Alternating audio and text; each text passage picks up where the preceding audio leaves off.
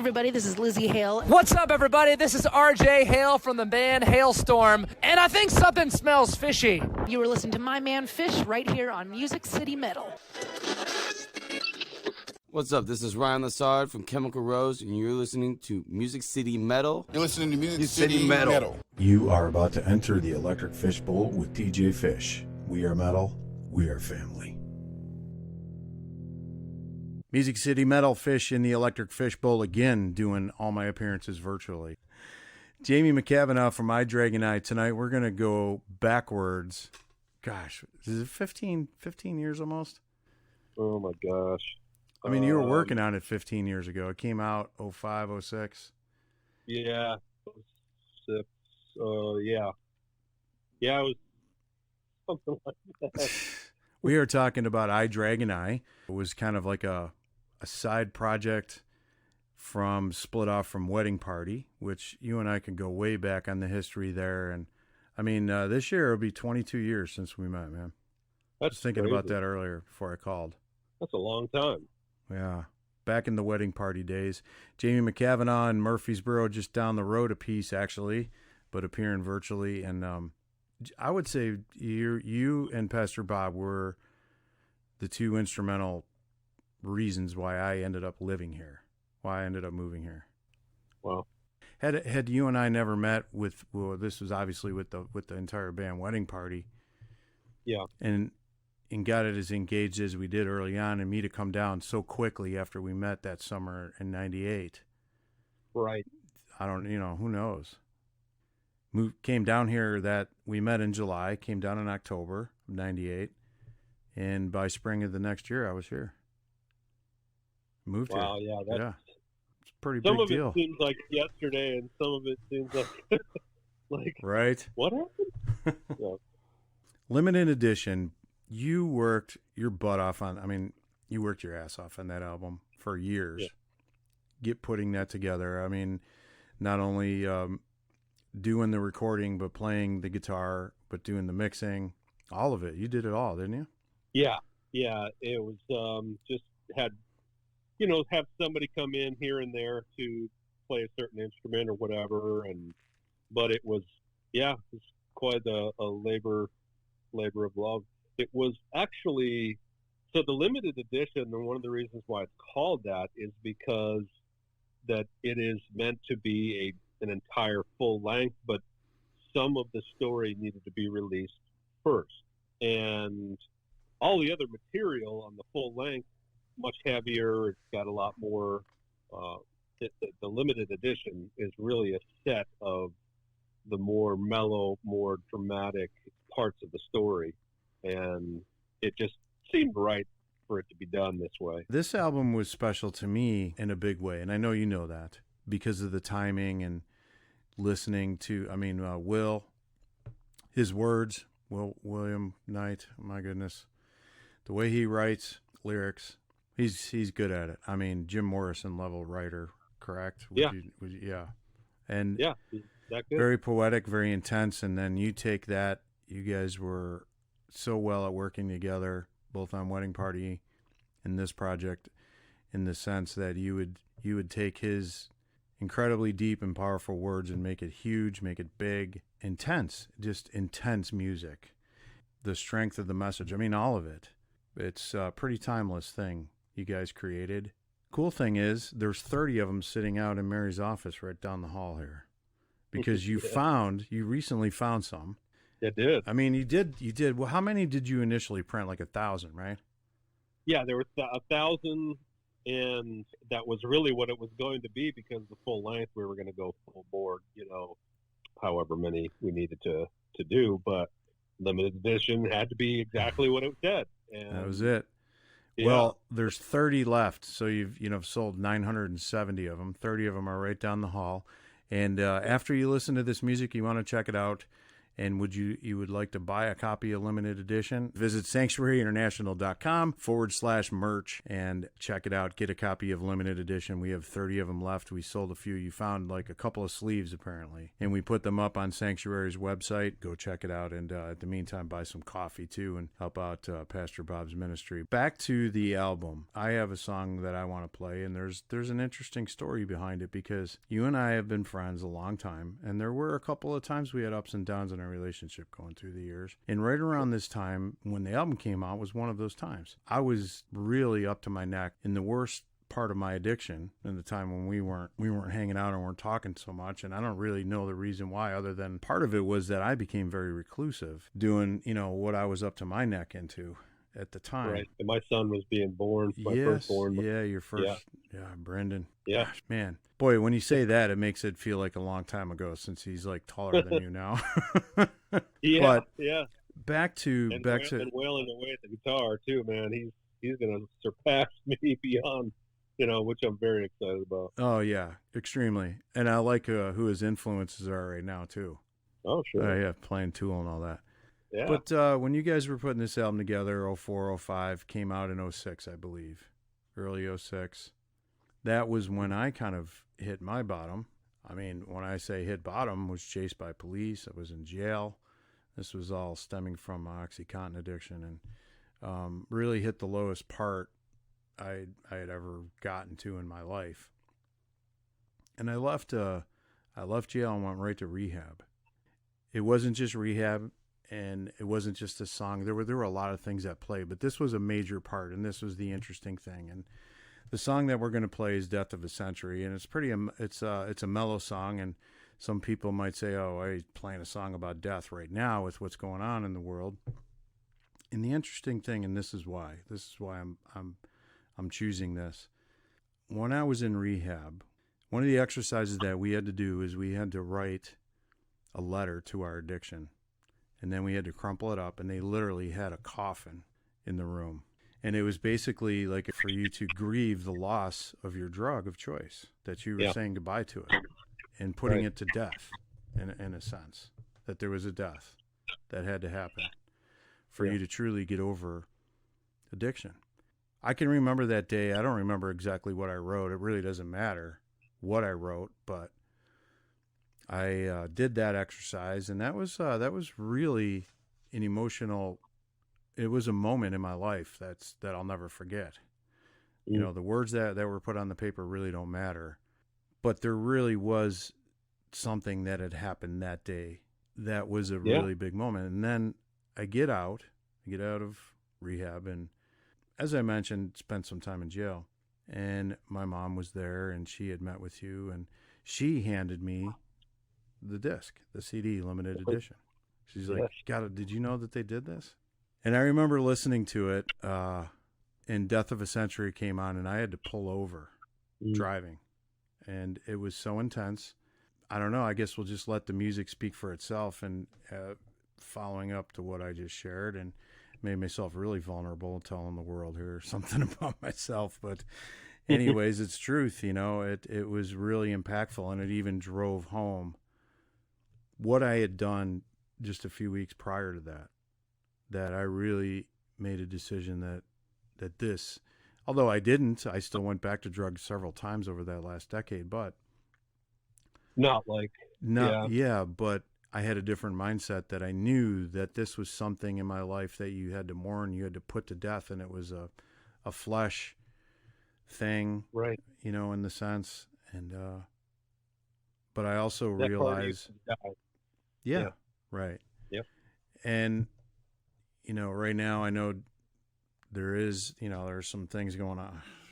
I don't know how to tie this together, dude. Man, I really didn't want to go down the road of what was happening right now, but it's kind of important in a little bit of a sense. So maybe I'll let you jump in and wherever you feel. But anyways, pause for a second, gather my thoughts. So that is my story, and that is the song I'm going to pick. What are your memories of how that, putting that song together? And then we'll play it, come out and talk again. And then you chose a song from limited edition. So, well, I will say, like, each one of the songs in that in that album is not one of those things, or each one of them are not without some crazy story and some awful or great thing. And this one in particular, Death of a Century, was very, well, when you hear it, I mean, understand that there's a lot of, well, we wanted there to be sorrow and happiness and, some type of great resolve through great challenge. I mean, if anybody's ever heard of Pilgrim's Progress, Pilgrim's Progress? Yeah. It's kind of like, it's very similar to something like that, where, you go through great adversaries, or great trials. And in the end, no matter what, we're going to pass away. But at the end, what did you really want to be a champion of your life, or okay, we're gonna have to erase some. Yeah, of that's okay. No, just say redo. I just redo. So I just got lost for a second there, and I'm sorry. That's okay. Mark it. But you'll notice with the lyrics that this was a great fight. And it was a battle in a lifetime. And I think one of the reasons why it's been so impactful, because everybody can put themselves in that place of battling through life, and that you're trying your absolute best, whether you're doing a good job or not. You want to make it through, and so many people quit ahead of schedule. Yes. And ahead of time, because they don't really realize at the end of it, you just got to push through. So there's a type of warrior mentality. There's a type of a champion at the end, but it doesn't mean, that those things that being a champion and being a warrior ends up being because you went through. And it's not, and things have to die. Things have to die in your life. They have to die, because you can't go any further without it dying. Notice that, when the lyrics, and you'll be able to tell from when this happens, but there's peace. Very much. There's peace.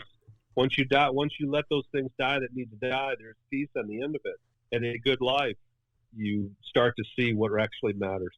Well, if you follow us on the Instagram page, you're going to see a collage of Raven tattoos, and that was the wedding party logo. One of those tattoos are mine. One of those are yours on there.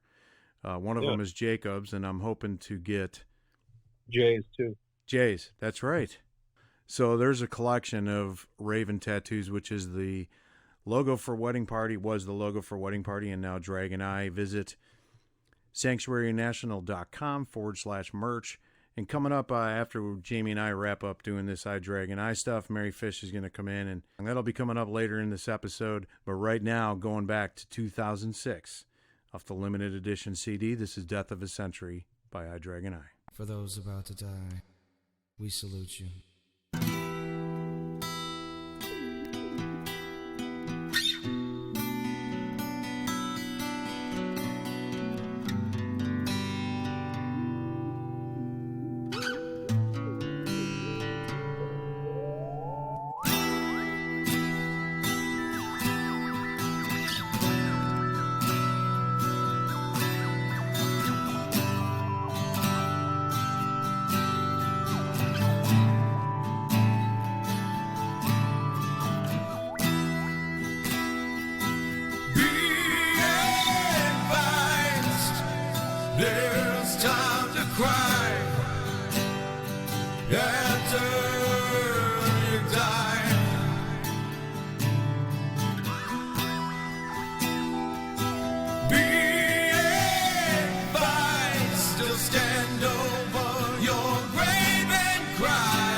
tears. You could never cry. They'll say he had a good life. He had a good wife. He fought with fire, but he had to die. His sons and daughters, he raised a banner, screaming death before dishonor. The world is mine.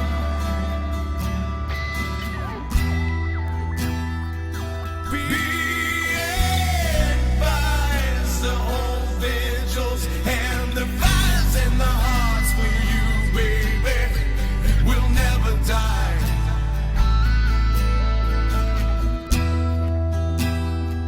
Being fires, the angels will weep when they see the candles burn from their hot places in the sky. He had a good life. He had a good wife. He fought with fire, but he had to die. He had sons and daughters. He raised a banner, screaming death before dishonor. The world is mine. The world is.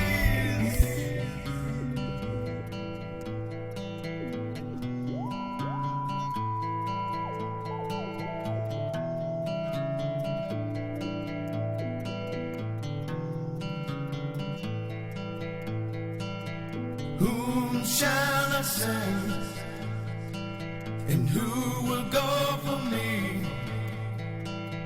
Whom shall I send to set the captives free?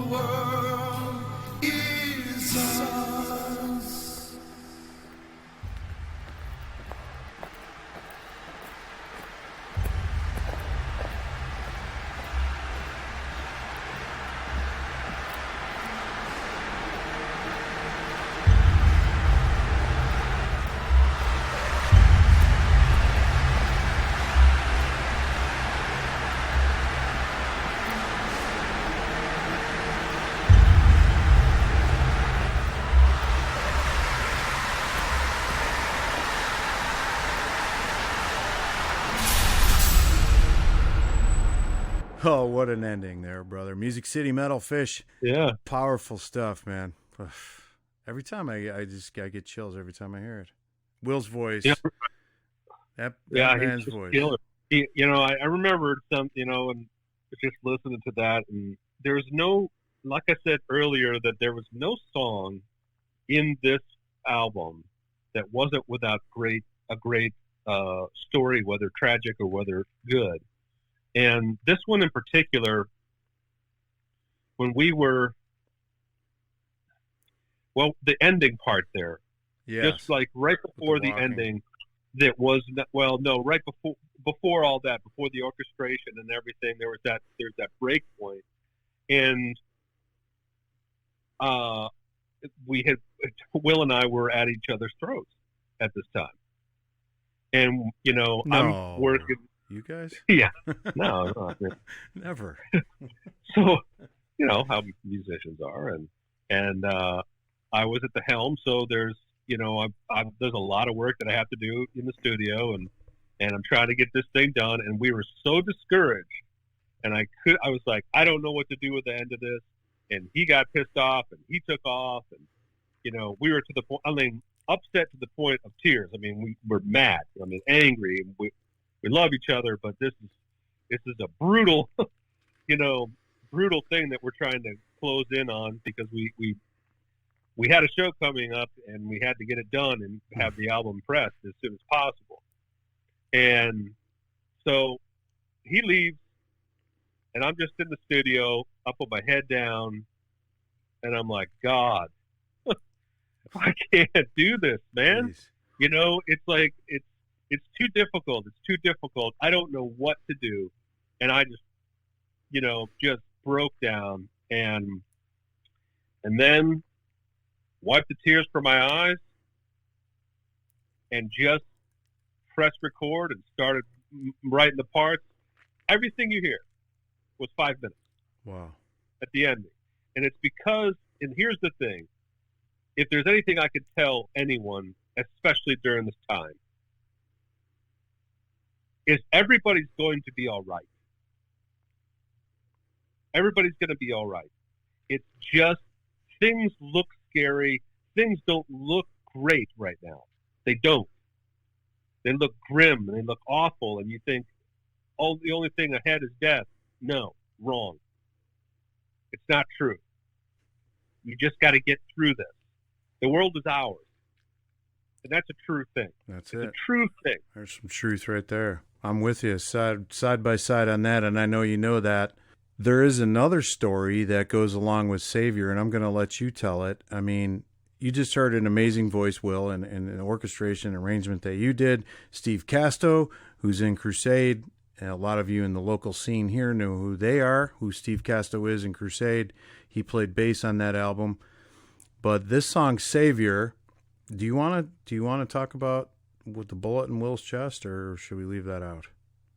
The thing is that, yeah, this particular song, it's Savior spelled in the German way. And reason being is that goes way back to a band called Savior Machine that we were friends with, and it was kind of that was a little ode to them, just a little hat tip to them, Brother Eric Clayton. Yeah, Eric Clayton in the 9 new stuff out there. That's right. If you want to go do some digging, yeah, find out where the inspiration came from. Yeah, well, we were good friends, and he had actually produced our first album and stuff, but this, in particular, see, Will is he got shot in the chest, and just a bullet right above his heart, and the bullet's still there. The bullet is still there too, is it not? Yeah, it's in the back of his rib cage. Yeah, right between his heart and his lung, and he's singing like that. Yeah, I just had to mention that it's still there. Yeah. Well, see, a lot of people thought, what's with the distorted voice, and that was actually natural distortion, and why I kept it that way, and I don't, we are artists. I don't care what anybody actually thinks about it. What it meant to us is the fact that this guy was able to get on the microphone and sing Now, take in mind, he had a very, very powerful voice to begin with. Oh, yeah, no kidding. You had to crank when it. we did the wedding party album, he broke the diaphragms of some of the microphones. That's Will. And one of them he broke. He was about 6 feet away, and the thing just poof. Yeah. And we're talking a nice studio that we were in, and that was a $6,000 mic. So, anyways, he gets shot in the chest. 2001. Clipped his lung. 2002. Yeah. Because I was at a wedding. I was DJing a wedding in Virginia Beach. Yeah. And I got a phone call from brother Gary Ireton. Yeah. The day that happened. Yeah. And he clipped his lung, collapsed his lung. And to be honest with you, because of the surgeries and things, he had to have this very painful surgery. They had to scrape his lung and do all kinds of terrible things. There was not a good future for singing when it came to this guy. So it was quite tragic that he was going to live. I mean, he was in a coma Correct. quite a yeah, while. It was a touch and go. Yeah.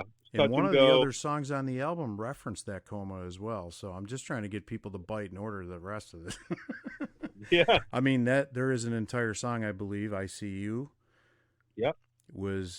I See You. Memories of his coma after he got shot. Yeah, just him being, all the voices being heard around him while he's in the state of just touch and go. I was in the ICU unit for a good 2 to 3 weeks, wondering whether this guy's going to make it or not. And, because things look fairly good, but with this type of a gunshot in particular, things could go south real fast because there's that main artery that comes out of the heart that's right on top there. But the way that the ICU doctor had said that he has no idea how this was even possible, that he survived this because the bullet bypassed the main artery there at the top of the heart, the big one, the one that kills everybody, like right by there. a millimeter or something. Well, he said the only thing that I can describe that could have possibly happened is that the bullet entered, it hit the rib cage, the rib moved the artery, the bullet passed through and stuck to the back. He says, I had no idea how this guy was able to survive. But so really, this song has to do with the fact that there is a Savior. He did experience it. He did live. And it was a miracle. Yeah. A complete miracle that he was alive. The doctors could not give an answer. But it was very, very, very difficult time to get through. It was awful. But he made it through. And so it is distorted because it was more of a celebration. That this guy, not only is he singing again, but it's even stronger than it was before. And you know what? I think it happened on this microphone right here. Did it not? Oh, yeah, that Rode. No, the MXL. I don't know. Maybe. No, I think this was the one that was in your studio. Anyway, irregardless, that's enough. The lyrics in this song, he does reference him getting shot in this. I see heaven through the eyes of a bullet hole. Put coins on my eyes, I paid the toll. Yeah. Yeah. That's just part of it. What do you say we play it? We'll come back and talk about it another minute. Sounds good. Coming up, Lines in the Sky. My better half, Mary Fish, her and I haven't been in the studio together. We need to get in the fishbowl. So first, let's check out iDragoni from the limited edition album. This is Savior. Fish, Music City Metal with brother Jamie McCavanagh.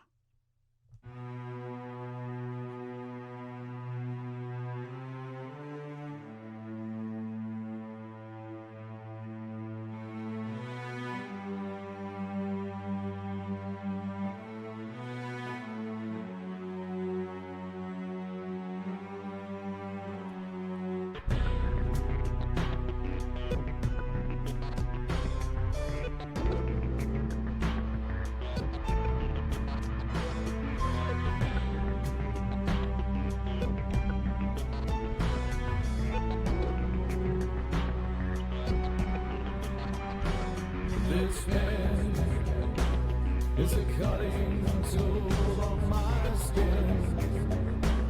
This always means to me. This ghost I am still bleeding to death. Screaming from heaven, screaming from hell. The clouds on my pillows, rain on my sheets. The sound from hell,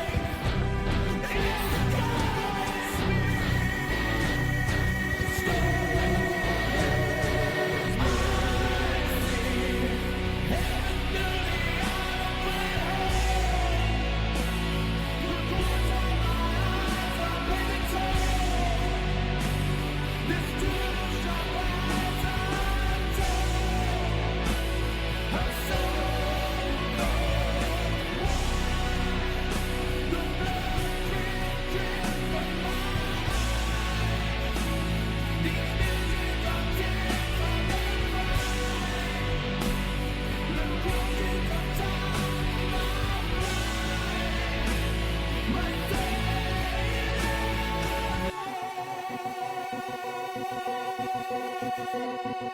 I walk somewhere between heaven and hell.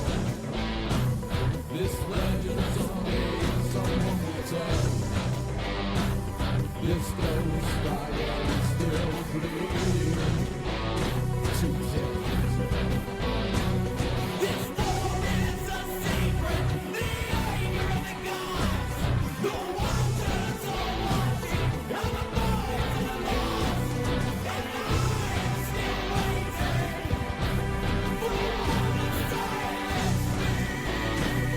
to silence me.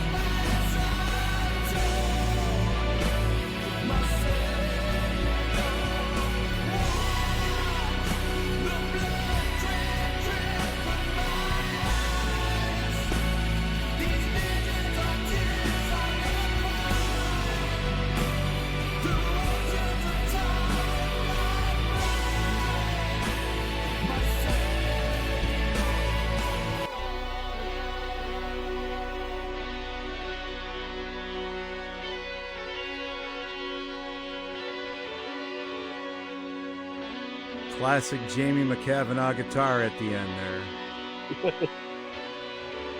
You just have a style. When I hear it, I know it's you. Yeah. Appreciate that. This is, I've probably listened to this song 1,500 times. I'm not kidding. Yeah, I love that song. I'm glad you picked it. Go to sanctuarynational.com/merch. And you can get a hard copy.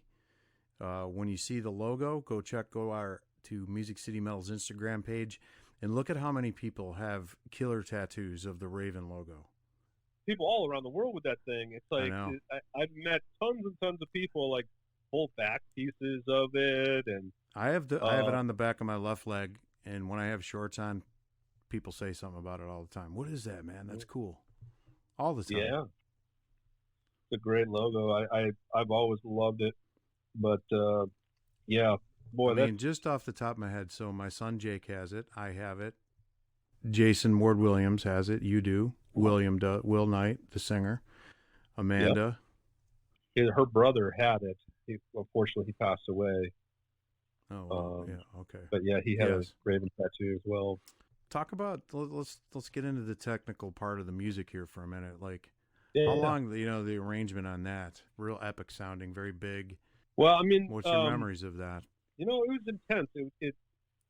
So I guess I can say this because it really doesn't matter. It's never, unfortunately, going to be released. But the full-length album was going to be called "The Ocean of the Divine Inferno." It went through a series of, well, of course, personal stories, but also a bit of predictions of what was to come.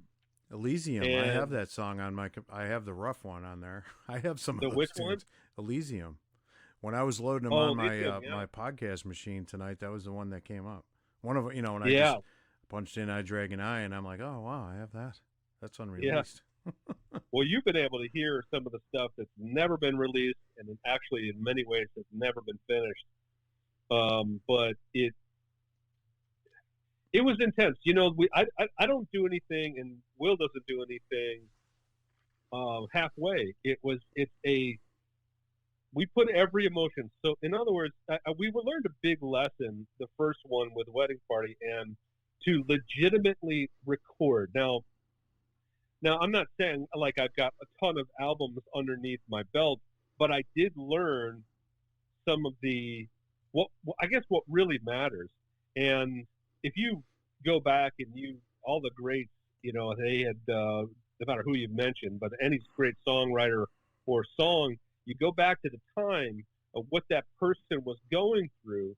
And if you don't feel that feeling through, no matter how painful, no matter how agonizing, no matter how terrible you feel afterwards, you have to feel those feelings, and it has to be recorded under those feelings, those circumstances, those visions in your head.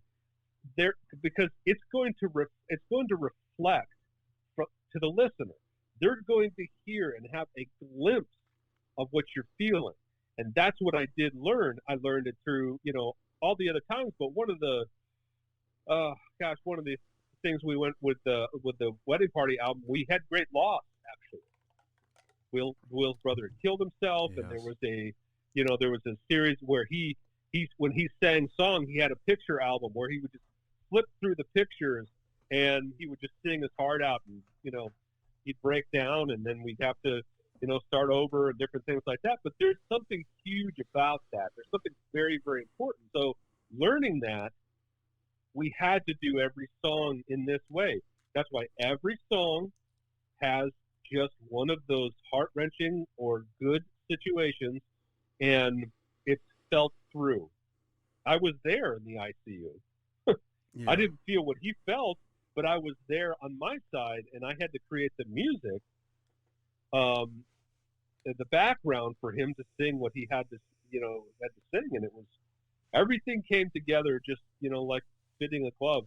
And it is true that there are certain people that just write so well together that it's unexplained, and that just happened to be the two of us. And but it was hard, man.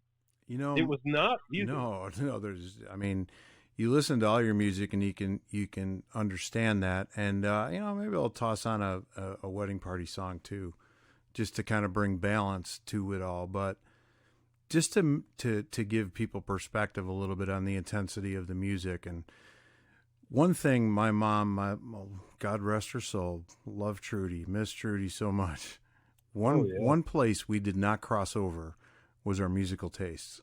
She could not stand 99.9% of the music. She did get into Sammy Hagar version of Van Halen for a little bit. Yeah. We played Bon Jovi at her funeral a couple years ago. And the other one was Wedding Party and iDragoni. And I remember a particular time her and I were listening to it together.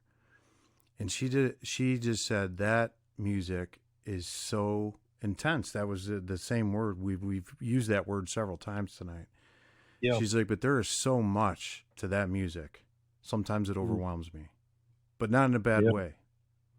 Yeah. And that's what it did to a broad spectrum of people. Let's go back to Wedding Party, and we'll just to kind of give a little perspective. You guys did one album, Anthems, came out in 98. I bought the first one out of the box the day we met. Yeah. July 3rd, 1998. Remember it like it was yesterday. Yeah. You guys played a set. I went to Cornerstone 98 specifically to see Savior Machine, who you said this is a kind of a little bit of a reference to, a little tribute to, since Eric Clayton produced Anthems. And that album, I mean, it was right at a time when the goth scene was big, but go ahead and Google Amy Lee and Wedding Party and see what comes up. Right? Yeah. She was controversy. Yeah, she was in now you guys kind of had that look. Sherry was the singer on the Wedding Party album. Will's wife at the time wore her corset outside of her dress. Was the first one to do that. Was the first one, and Amy Lee kind of got cred for it from Evanescence. Not to am I correct in that? Right? Yeah. Well, I got that right. The big mistake that Evanescence made was when they first released that one album of theirs, the debut there, that they played Nashville. Mm-hmm. And they played Nashville, meaning that there was a bunch of Wedding Party fans there. And then so people showed up because of the similarities. And the guy, girl. Yeah, let's just say singers. that there was some very familiar sounds. Yes, very familiar. Very familiar sounds. Almost to a, what do you call a T? Yeah. But I remember hearing that Evanescence the first time and going, whoa, wait a minute. Yeah. Will and Sherry, Anthems. Yeah, right? Yeah. Yeah, so bring me back to life. That was interesting. It was an interesting time. And then tragedy just struck that band. And it was overnight, like what they call an overnight success, like way, way too fast, way, way too early. The members of the band were not ready for it, and it just, I know. I mean, the bass player, he ended up killing himself. There's, I know. Intermarriages and stuff. It was a nightmare situation, but it was unfortunate. Again, but Will and I, a lot to do with the enormity of the music and the message that was being sent through it. Yeah, and we didn't realize that. Well, one, Will and I, we always kind of knew that we had to do more music, even though that had ended, just because of what happened. When we wrote the music together, no matter what it was, it was, that album was hell on earth to record as well. But when we got to iDragoni, it was just him and I, and we realized, wow, we got to keep doing this. We got to make this happen. And what's unfortunate is the music that did not get released and has not gotten released, the experiences that I had in the studio for those. I mean, you want to talk about intense feelings. There's one song that I did that when I got most of it done and I had put these bits and pieces together and put it together, I was actually frightened. And I actually mean like, I was shooken up. Like when I listened to it, I'm like, I'm freaked out right now. Like I didn't understand what was going on. And then I told Will, it's like, Will, you got to come here. You got to come over. You got to listen to this. Come to the studio. And we did. And he, the hair on his back of his neck just stood on end. He's like, whoa, man. I go, so I guess that's supposed to stay like that. So, but there was, each song is like that, but it talks about an intensity. I really wish we could have released it. I really do. Just because. You never know. I mean. Well, it predicted what we're dealing with right now. Yeah, it did. Which is what's Elysium. so weird. That's why it makes me think, Elysium specifically was one of. Yeah, Elysium or the Anthem of the End. Anthem of the End, yeah. Anthem of the End was too. like, Oof. yeah, that stuff, it predicts what we're going through right now globally, and it's insane. But so I really do wish it was released. Yeah. I really do wish that was happened. But things happen, and there's nothing you can do about it, really. But it's all right. Life happens. But what you did release is extremely memorable. I mean, great. And we got 30 hard copies left. If we're in quarantine for a long time, right? I might just finish it. And well, if I don't get Mary Margaret Fish on here, it's not going to happen because, boy, we could do this all night. I know we could. Yeah. If I don't get her on by 10 o'clock, that's it. Stem comes out, pumpkin. We'll have to record our segment tomorrow. Yeah. Sure. Brother, but I'm gonna play ICU when we come back. Mary Fish is gonna be on, and we have a couple things she wants to share and talk to all to metal chicks out there. A lot of metal girls in this town. A lot. Brother Jamie, is JJ over there still tickling his nipples? Sure. That's all he ever does. You allowed to say nipple? Is that explicit? Do I have to check the explicit box? I think it is. I mean, you might have to believe it, but I'm pretty sure that's that's a good word to use. It's a fun word to say. I don't know. Yeah. Nipple. I've been wanting to do this. I've been thinking about it for a couple of weeks, and this was even better than I had hoped for. You articulate what's going on in truth so well. And a lot of truth mixed up in the music there. And if you're curious, hit us up privately. We'll spend some time with you. Absolutely. About what the message is. And coming up after this, Mary Fish is going to be in. Yeah, maybe we'll just we'll play an old wedding party song. Yeah, man. Anyway, I love you, buddy. This was great. I love you too, man. Going to be hard to cut. Jamie McCavanagh, iDragoni again. If you want one of the last 30 hard copy of the CDs, visit sanctuaryinternational.com/merch, and they are there. If you really, really are desperate to hear the album and can't buy it, we'll get you a digital copy. Hit me up on Instagram. Yeah, we'll figure it out. Yeah. I got them all. Figure it out, I have it all right on the Big Mac here next to me. But, cool. If you got the money, go spend the money on the album. It's well worth it. Special stuff. And I know, I'm glad that I ripped it, and I think actually it says copy 1, copy 2 when I was searching for them. I made like 2 copies of the album back up, and the original I gave away to somebody. So I don't even have a hard copy myself. as the same thing that I did with the Wedding Party album. I gave it to Kurt. Yeah.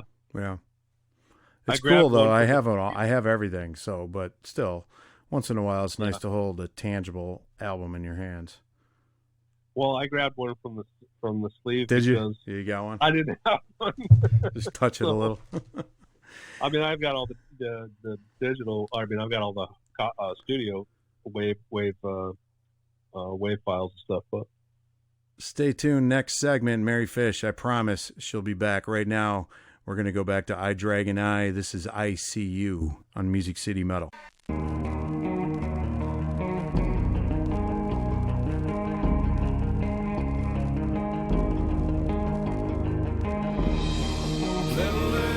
Danger.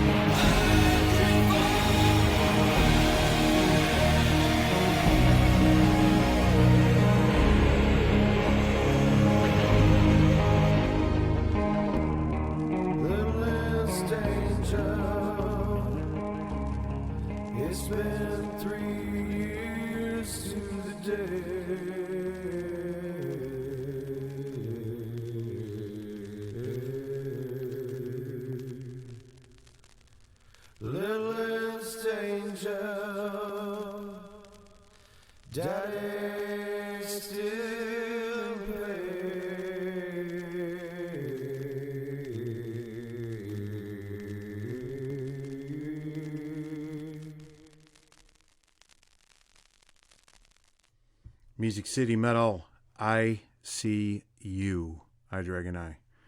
I don't know, this music gives me chills. It always has. And I'm sitting here doing that shoulder movement like the hair on your neck is standing up. I thought you had ants in your pants. I wasn't sure what was happening. No, it's just, it does it to me. It's Will. It's his thoughts and words in music are amazing.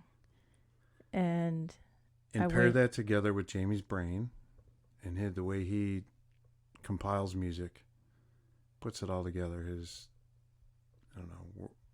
The way they work together is special. Yeah, it is. It definitely is. Wow. Well, that's really weirdly, oddly appropriate for these times. Yeah, it is. I've been thinking about this about doing this. We were just going to do 2 songs. And as the conversation kind of developed between Jamie and I, thanks so much, brother Jamie. It was great. I decided to play another one, and we might even do a wedding party song here. I think we should. Yeah. Let's do it. Just to kind of give it all perspective. We should.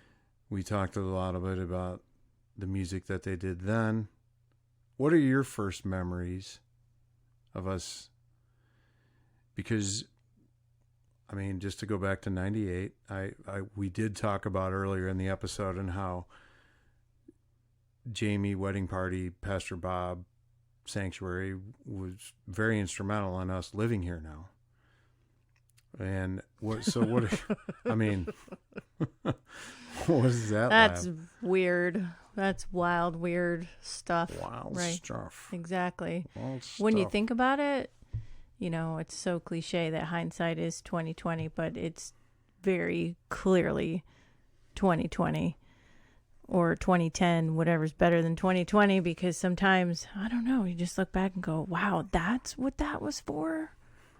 That's where all this brought us? I know. I don't know. I remember the trip driving down here from New York. We hadn't known each other long. I was we were talking to pretty fresh. strangers, apparently. It was like, yeah, let's go for a road trip. Sure, I don't really know you or your friend, but let's get in a car and drive. He drove fast. I remember that. That kid drove fast. That was frightening. Yeah, no, it was the trip. He averaged between 95 and 100. I remember waking up. We were driving down from Kentucky. You and I had known each other. Kentucky? We were driving down from Buffalo to Nashville. We were in Kentucky. Oh. And I remember you were in the back seat. I was in the front seat. I was asleep. I woke up. I look over at the speedometer. I look around. I know we're in Kentucky based on the scenery, and it said like 101 miles an hour. And I'm like, oh my God, I'm going back to sleep because if we die, he goes off the road, I want to be sleeping. Indeed. It made me nervous a little bit. There were some other things on that trip that made me nervous too, but I do remember, excuse me, being in that studio, and that was my first experience. I don't want to say behind the scenes, because obviously this was all an indie production at that time, but just the way it all kind of flowed and everyone, I can't describe what it was. There was a connection right away in a weird way, right? With Wedding Party, do you remember where we were? No, I remember in my head what it looked like, but I don't remember where we were. We were at... I'm gonna have to do research on his name. We were at the the drummer's family studio, and a lot of stuff had been recorded there. It was in an old barn, and I really feel bad that I just can't remember it straight out of memory. But Chad was there. We didn't bring him up by name, but Jamie did mention Chad's death. Oh. So he was, that was just, there was a special connection there, and it happened right away. And gosh, I was maybe 7-8 months later we lived here. That might have happened right away for you because you had already met all of them at Cornerstone and all of that. Right. I was still in this weird, I can't believe I just drove 900 miles with two strangers phase of, Strangers for 6 all my months. girlfriends we were asking together. me, what are you doing? No, we weren't. Was it? Anyway. August. Well, when was it? October? Of 98. September. Oh, yeah. Well, we'd been together about a month. Yeah. I don't know where you're coming up with 6 months, but it was not long. Yeah. And Kathy yelled at me. Wendy yelled at me. Uh-huh. So yeah, okay, yeah. What the hell are you doing? I guess you can understand it now. I'm 50 years old now. Exactly. Yeah. But no, I do remember that being one of the biggest reasons deciding to come here. Just based on the welcome that everyone gave us. Obviously a lot of times there can be that weird north-south line of demarcation. Yeah, right. But it wasn't guess really, so. because there was a Going lot down of to transplants here as well. Right. So, well, here we are 22 years later, Mary Fish. here we are, and not to make anybody else feel bad, but we are the last men standing. That's right. So I'm gonna turn the microphone over to you. I've been yapping with Jamie almost an hour, and since a shout out to NashvilleMarch.com, Evan Hensley, E.T. Brown. We know the calendar's flat right now, so there is no rock and roll forecast. Currently, that is bleak at the moment. for live shows, it is. live But shows, if yes, you go but- on Instagram, I have seen, because I am the ghost Instagrammer behind Music City Metal, there have been many musicians that are just sitting in their living room and picking up a guitar and singing and playing and connecting with their fans and still connecting with the community, even though it's not face to face. So, yes. Yeah, that's been happening quite often, and that's amazing. It's fantastic that we have the technology to do this.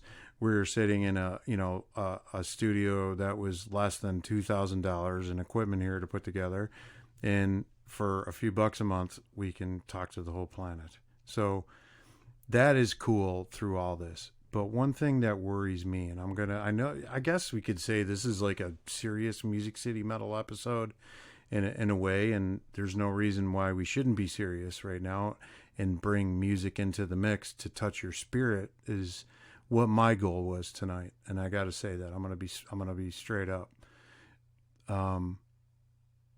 People's spirits get touched through music. Mine, it's part of the reason why I'm still alive. I feel like I have been spoken to through music over the years, and this is a very personal thing between me and God.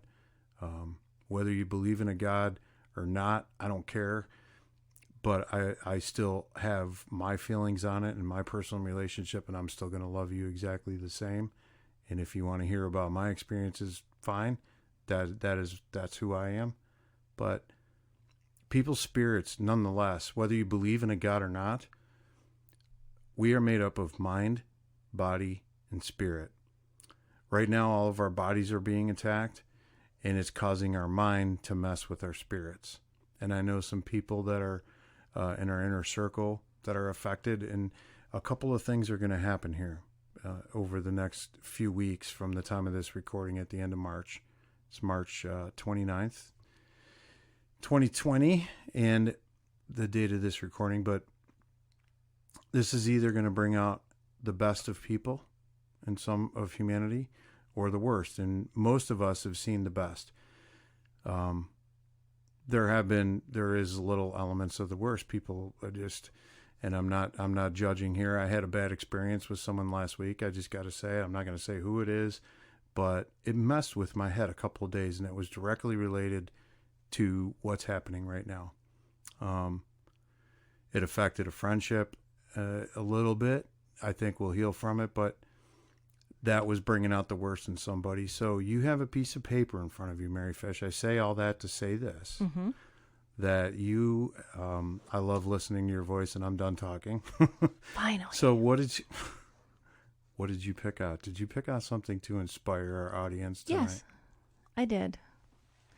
since I don't have anything to read, I usually come in here with iPad or piece of paper in hand. I needed to have my physical prop in order to feel comfortable in the studio. So while you were talking to Jamie, was sitting in my office cleaning out a box from 2008 because I'm a weirdo and I keep all of our taxes for way, way too long. 12 years, Mary Fish? 12? I'm sorry to all the people who helped us move and you had to carry those boxes, but I'm currently creating a burn pile. 12 years. I know. I'm sorry. One more, that would make a baker's dozen. It would. Please don't pound your chest. But I did find this just little paragraph on attitude that I used to hang on my desk. And it just was funny that I found this tonight and I thought maybe I could share.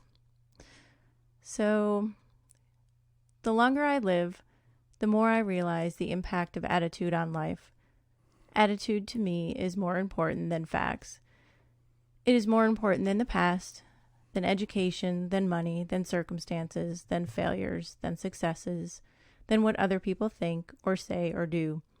It is more important than appearance, giftedness, or skills. It will make or break a company, a church, a home. The remarkable thing is that we have a choice every day regarding the attitude we embrace for that day. We cannot change our past.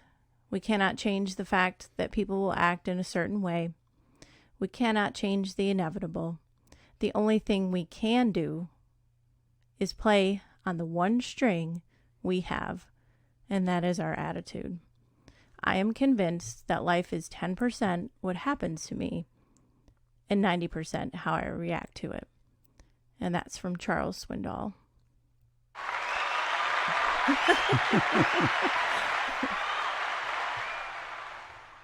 No, that was cool. And I think for me, a lot of how maybe over the past several years that I've gotten through the valleys that I've gone through, either personally or together as a family and a couple, is attitude, right? I can choose to respond or react to a situation. Yeah. You know, that's huge. One of my bosses, Gina, told me that. Gina won't listen to this, so that's okay. Gina told me that one time. You can either respond or you can react. Amen. So I've done both. I've done both poorly. I've done both very well. Oh, likewise. Yeah. So I just thought that was important because a lot of, gosh, we're inundated with all this news and information and over-information, and how much can your brain how much can you really process? But if it just comes down to your attitude, right? The kindness that you show to someone, while you're out, if you do have to go to the store, the kindness that you show to your neighbor. Despite your own suffering, despite your own, whatever you're going through at that moment, I'd like to add that. Sorry, my heart burst my mouth open. It does that from time to time, I know. But that's important. Even though you're in the midst of going through something horrible, some people are broke, some people are hungry, some people have no positive outlook to their lives at the moment. And we're here to try and inspire that through music and experiences, which I think we did really well tonight with Jamie and what you just shared. But I had to say that being kind, being selfless, despite you going through suffering at your own moment. Well, yeah, Whatever. I mean, you should just do it all the time, generally speaking. But I think it really takes a strong person from the inside out to be able to be kind to someone when you're in the midst of your own crap. I don't think there's anything else to say besides that. Do you have more? No, we'll end on that. Let's play a wedding party song. My stomach's growling. Oh, I'm starving. I fed you earlier. That was 5:30. Oh my God. It's 10:30 now. It is. So Jamie, let's play a wedding party song. Let's play a wedding party I'd song. like to hear Will again. Raven's Warning. We gotta go as heavy as Anthem's got. Let's do and I it. would say Raven's Warning would be it. Music City Metal, Fish, and my better half, Mary, thank you for those beautiful words. And you know what?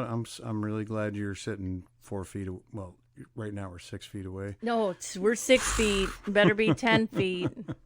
We're 6 feet away in the electric fish bowl, but I'm glad you're only 6 feet away, Mary Fish. Me too. Yeah. All right. Well, I would say this is going to wrap up a great episode, different from Music City Metal.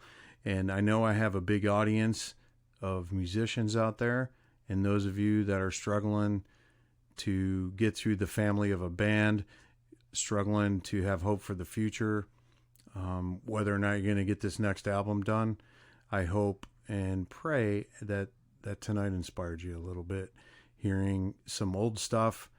Tonight we're going to go back 22 years. This album was released July 3rd, 1998. A lot of these kids were pooping their pants when this album came out. Mm-hmm. But guess what?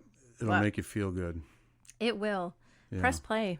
All right, here it is. Wedding Party. This is Raven's Warning in Music City Metal.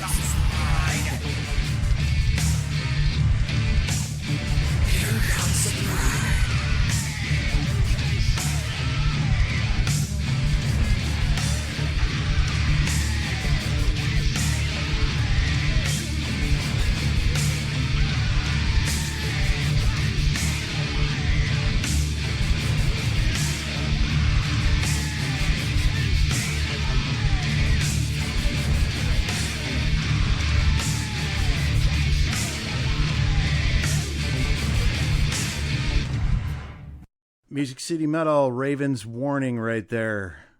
Raven's Warning by Wedding Party. Mary Fish, I don't think I can talk anymore. Wow. This was pretty intense, dude. Yeah. Yeah. We talked about heavy stuff. I've said intense maybe 12 times tonight. Oh. But it is. I don't know how else to say it, but it was Jamie really, I think, did a great job. I know you haven't heard it yet. Jamie can be really intense just in general. Yes. He has such a heart for people and can be a little, not in a mean way, but he can be heavy. He carries a lot of kind of like we were talking about earlier with He's very prophetic. yes. Mm-hmm.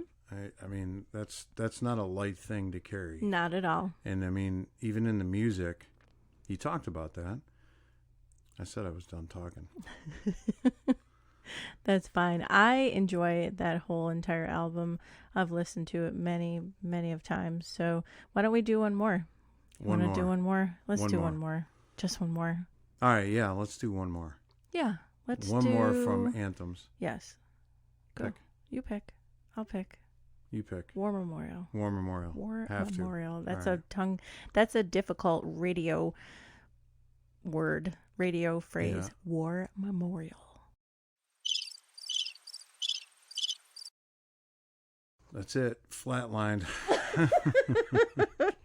War Memorial. War Memorial. Yes, definitely. It's another good heavy one from that album. With the prelude. We'll do it with the prelude. Yes. Please. Yes. Thank you. With the prelude. With the prelude. Rock and roll, Fish. Push play. Push play. Hey, you want to make the world a better place? Now more than ever, commit a random act of kindness to a complete stranger. Here's War Memorial by Wedding Party. We are metal. We are family.